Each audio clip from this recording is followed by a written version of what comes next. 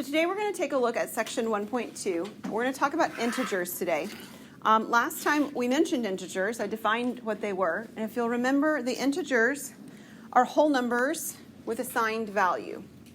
Sometimes people will say positive and negative whole numbers. So when we looked at this before, we had a diagram, and I talked about the integers being like this: -3, -2, -1, 0, 1, 2. I'll shift this over a little bit. 3, and so on.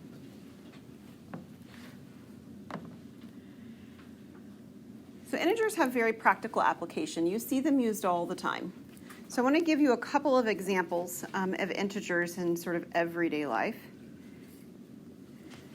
It can be 50 degrees Fahrenheit or -50 degrees Fahrenheit. And for those of you who've maybe not traveled out of the southern part of the United States, it really can be -50 degrees Fahrenheit. Like, that's a real thing. We lived for a little while up north, and my husband used to go to, it used to be called Angel Food Distribution, and it was a food distribution at low cost for churches and things like that. And it was in the -40s when he would go and unload the truck and then bring it back to our church. It's very, very cold. So you can have negative numbers, and they do have context in our real world. Another example, you can be 1,000 feet above sea level,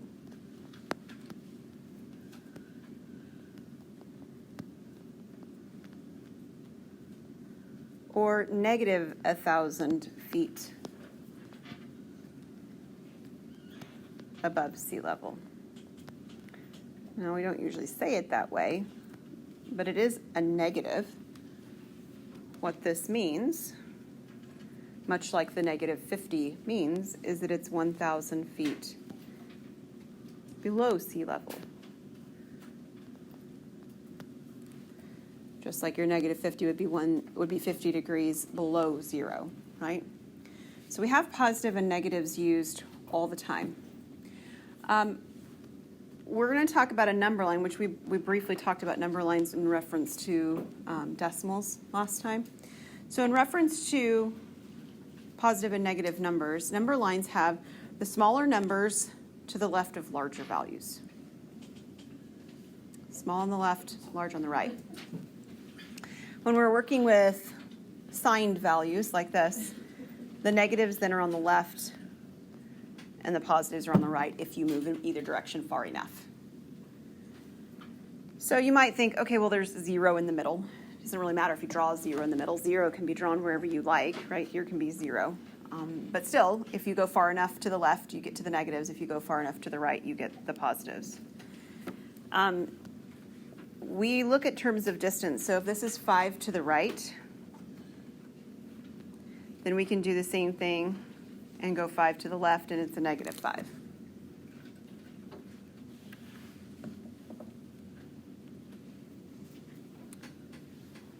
So we're going to do an example. We're going to plot just a couple of numbers.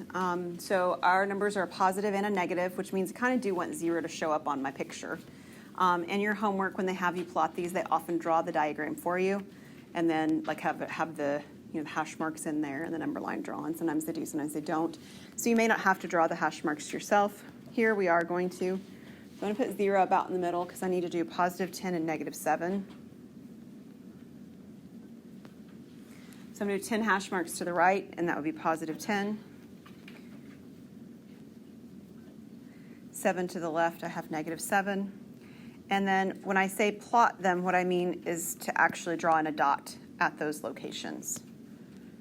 Okay, so you're writing the number underneath or above. It doesn't really matter to designate where you are, but you're actually plotting them with the point that I've drawn in red.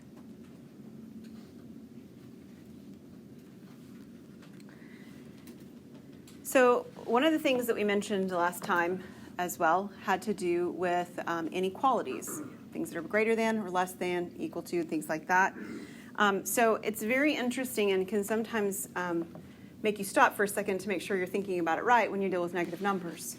So while 9 is less than 10, and we would all say yes, no problem, negative 9 is actually greater than negative 10.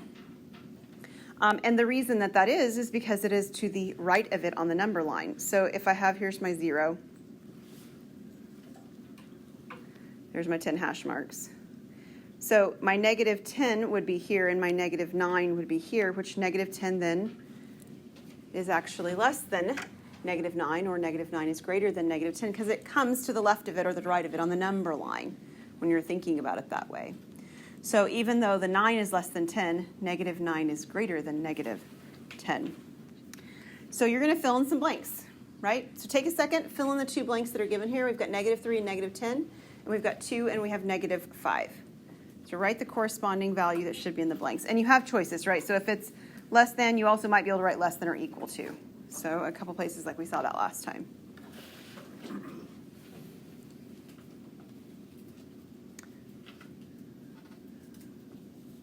So what did you write in the first blank? Greater than. So you can either write greater than, or if you wished, you could write greater than or equal to, right? You okay? How about the second one? It's also a greater than. So you have to consider the sign. Why is negative 3 greater than negative 10? Well, because negative 10 is further to the left on the number line, right? Why is 2 greater than negative 5? Well, on that one, you can kind of look at the signs, right? A positive is bigger than a negative. But again, it's because the negative 5 comes before it on the number line. All right, when we're adding and subtracting with integers, there's a couple things that we need to remind ourselves of. There's basically 2 different options. You're either considering values that have the same sign, like they're both positives or they're both negatives, or you have values that are opposite signs. One's a positive and one's a negative. Those are the only 2 options. So when we have the same sign, what we do is we add the values together. Okay, we kind of ignore the sign. We add the values, and we keep the sign.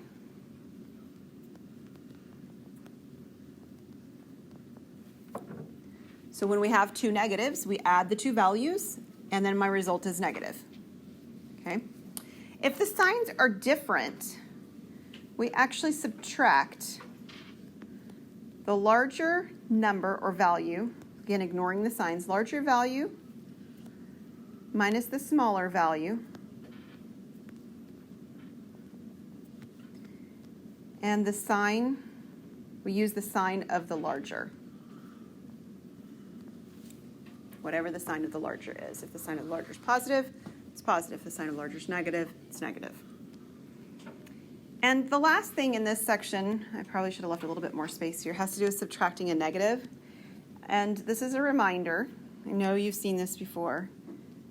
But when we subtract a negative like this, so we have 2 negatives in a row, there's lots of ways to think about it. But what it really means is I want to take 7 and I want to subtract the negative 5. So what this is actually saying is I need the opposite of the value inside. So when I have the double negatives there, they both become a positive. So I end up changing the signs of both of them. This actually ends up becoming 7 plus 5, which in this case would be 12. Okay, so double negatives with subtraction give me a positive that I'm working with. All right, so there's 4 examples. I'd like for you to take maybe 1 minute to do all 4 examples. Once you're done with your 4 examples, almost everybody's sitting sort of across the aisle from somebody. Check in with somebody and just make sure your answers match theirs. And if they don't, check and see which one of you maybe has an error in something you've written down. Okay? So 4 questions. Do them quickly and then check with a partner.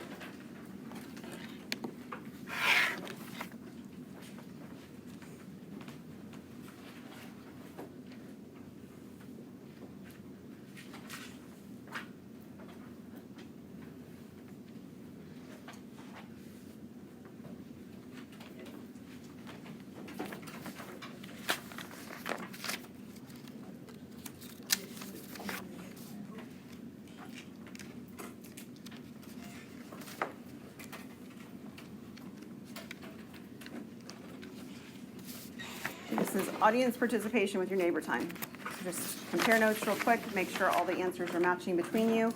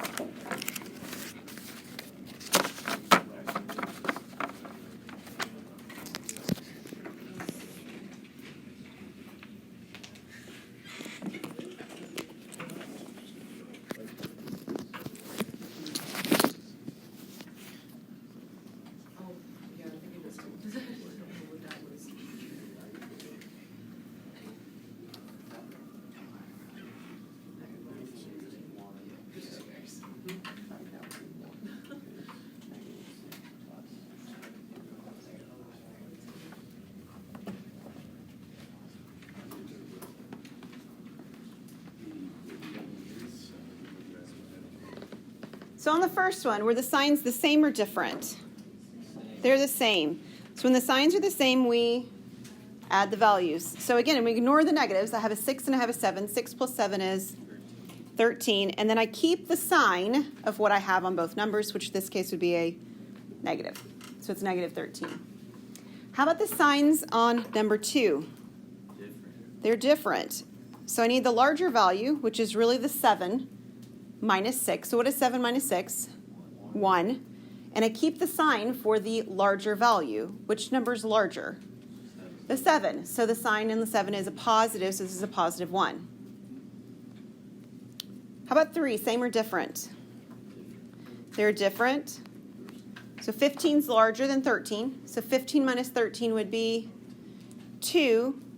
But the larger sign is actually or the larger number has a sign of a negative. So this is a negative 2. And then on the last one, we have that double negative going on. So the 6 minus negative 2 becomes positive.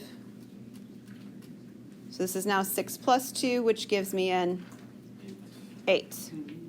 Okay, is everybody good to go? Make sense? Good reminder. Awesome. All right, so let's move on to multiplication and division since we've talked about the addition and subtraction. So with multiplication and division, we will multiply or divide the numbers that we're given. It's only an issue about the signs. What sign do we get? Do we get positives? Do we get negatives? Well, a positive times a positive is a positive. And a negative times a negative is a positive. So when the signs match, right?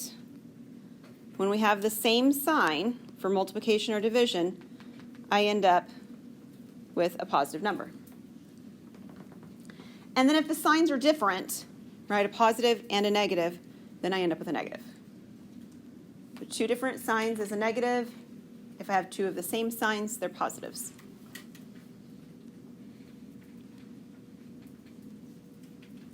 So we're going to do the same thing that we did before, but now you have 6 examples. If it confuses you when you get to 5 and 6, we'll talk about them because there's more than 2 numbers there.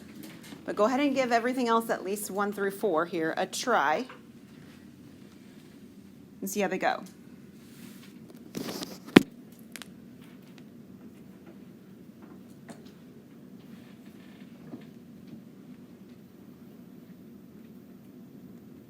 Once you have your 4 or 6 answers, ask your partner again, see if they match.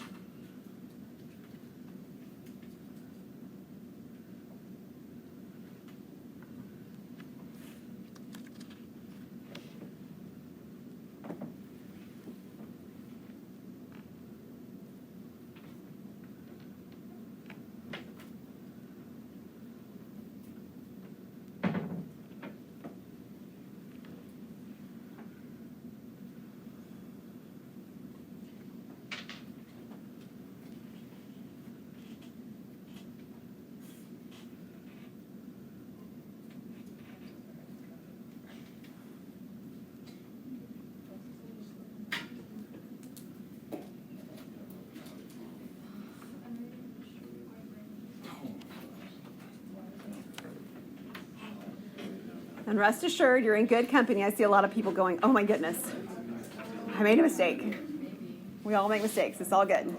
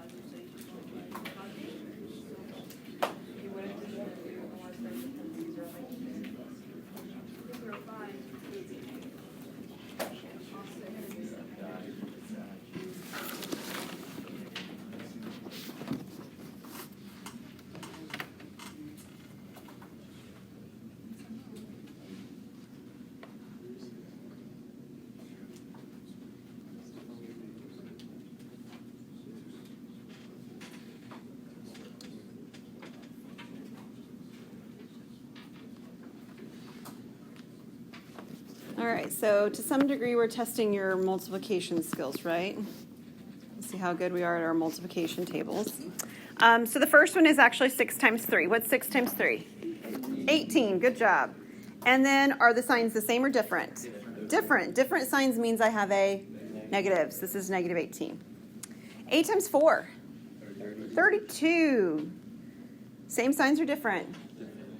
Same. So do I have positive or negative? Positive. So I don't have to write the positive, but if it concerns you or you want to make sure that you're remembering it every time, feel free to write it. Either way is fine.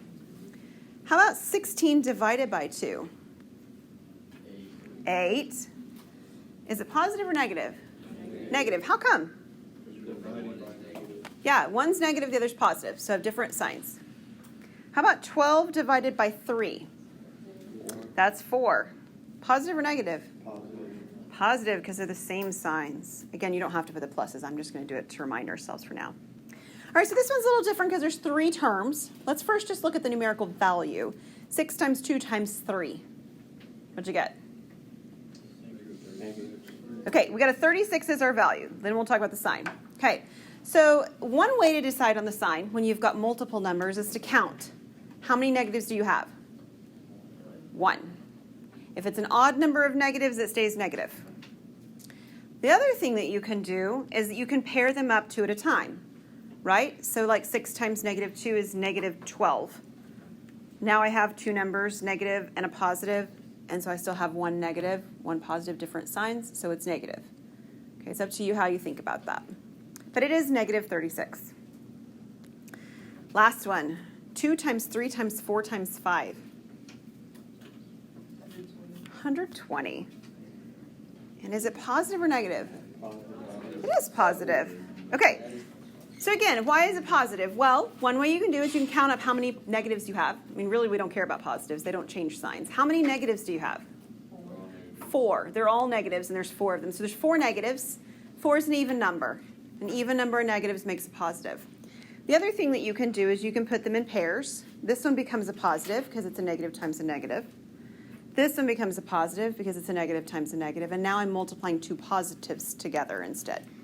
So it's another way of thinking about it. So I do have a positive 120. All right, the last thing we're going to take a look at in this section is distance. And distance is always a positive value. So the distance between 2 values is the larger value minus the smaller value. And by larger and smaller, I do mean the one that's the furthest right on the number line and the left on the number line. So I really mean larger and smaller, not, and let's ignore the signs like we've been doing. That's not what I'm doing. We're going to consider the signs. Larger value minus smaller value. So when we're considering the distance from 2 to 6, the larger value is 6. So my distance is 6 minus 2, which in this case would be 4. If you think about it from a number line perspective, what actually ends up happening, here I'll put my number 0 in just for a reference point. Here's 2, and here's 6. What I'm trying to find is I'm trying to find the space between. Not the number of hash marks between, but the space. So if you count these up, here's 1, 2, 3, and 4. There are 4 units between. So if the numbers are small enough and you really like to see a visual for a number line, you can do that. If you like to work with the numbers directly, you can always use, and then it doesn't matter on the size of the numbers, the bigger value minus the smaller value. So if we were working with, let me just give one extra example that's not here, just in case you're giving something that's got 2 negatives. I don't have an example written down, I'll make one up. If I had negative 7 to negative 3, okay? They're both negatives now. Which one of those is larger? Negative 3 is larger. So negative 3 minus negative 7, right? Because it's the larger value minus the smaller value. And lo and behold, there's that same double negative we talked about before. So minus negative 7 becomes positive. So now I have negative 3 and positive 7. Considering those values, the 3 and the 7, the larger value is the 7 now, right? Like just looking at the quantitative values without the signs. What is 7 and their different signs? What is 7 minus 3? 4. And in this case, the sign on the larger one, after I did my double negatives, is actually a positive, so it is positive 4. And that has to make sense. If you tell me a distance is negative, we got problems. It's just like me asking you, how far is it to home? You're not going to tell me it's negative 4 miles. You're not, right? Distance is always positive. Always a positive value. And again, if you think about this from a number line perspective, let me just use that same number line and I'll shift my values that are on there. So here's 1, 2, 3, here's negative 3, here's negative 7, and again, the space in between those is 1, 2, 3, and 4, just like it was on the other side. Okay, any questions? All right.